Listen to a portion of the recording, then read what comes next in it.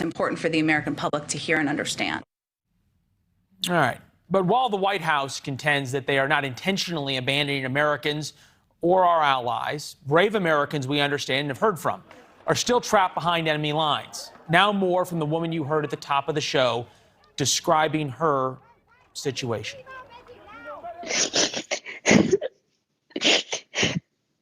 Hour by hour, it's getting more difficult.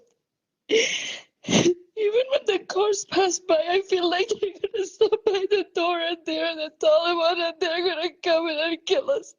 I'm really scared. Please, please help me whenever it's the soonest.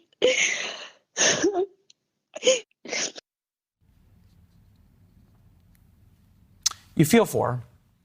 Over the course of the past week, a brave independent journalist has been reporting for us on the ground in Afghanistan, sharing what she has been seeing on the front lines as desperate Afghans and Americans fight to get out.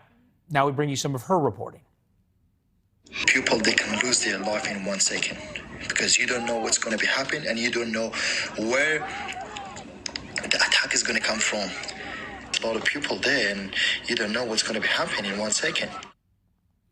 It's a voice of somebody else stranded there. HOLLIE MCKAY joins us as she has for a number of nights at this time. HOLLIE, nice to see you. We appreciate it. As the White House talks about this and argues on the semantics, are there Americans stranded in Afghanistan? There are definitely Americans stranded in Afghanistan and people that have American passports, as well as people that are approved to come to America. I can't tell you, Leland, every day people are reaching out, just desperate. They're telling me that they've got approvals, they've got numbers, but there's just no physical way for them to get through the crowds to the airport. And each day it just seems to be becoming worse and worse and just a greater nightmare.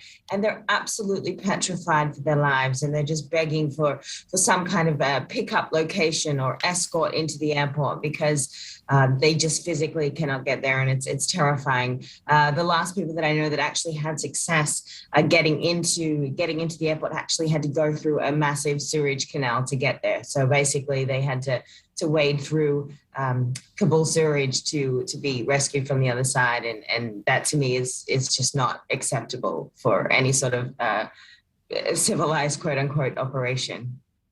Yeah, well, there seems to be a lot that's not acceptable about the operation. Certainly not the bravery of those who are carrying it out, but perhaps the planning and orders before. You talked about people who were trying to get to the airport. We have a soundbite that you got from one of them. We'll play that. And I'm stuck here, and I can't go to the airport. Many times I tried my best. I went there, and again I came back home. I was alone, and lots of people were there, and everywhere was shooting and firing, especially the army. I don't know where the shoots and where the fires are coming from.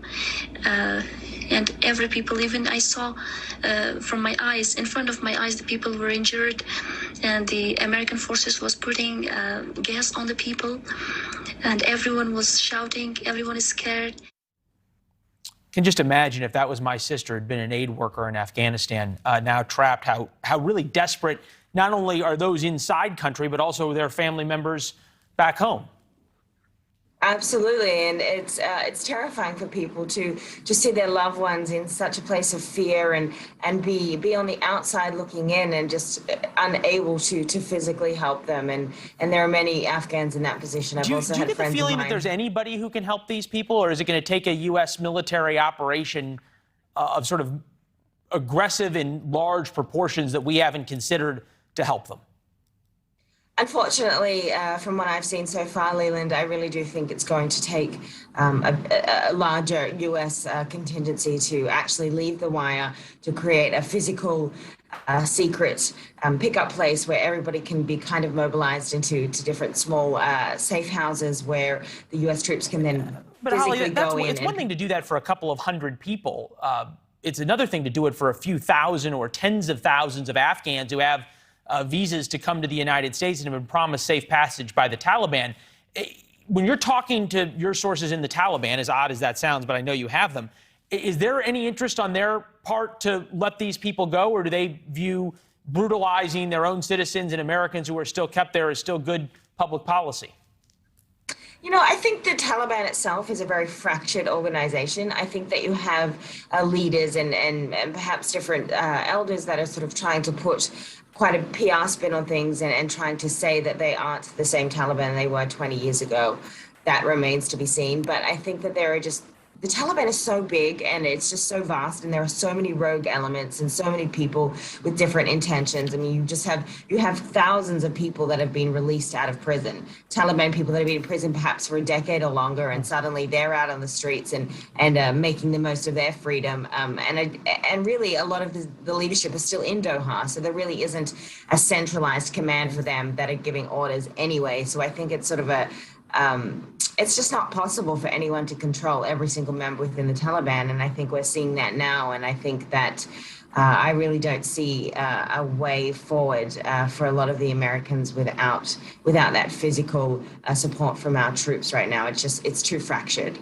Well, it's noteworthy that your perspective about the Taliban on the ground is very different than the perspective the White House is putting out in terms of being in contact with them and making deals with them. So we'll let the audience decide who to believe on that one. Holly McKay, thank you very much. We'll check back with you later in the week. Thanks, Leland. Domestic politics now. One of the most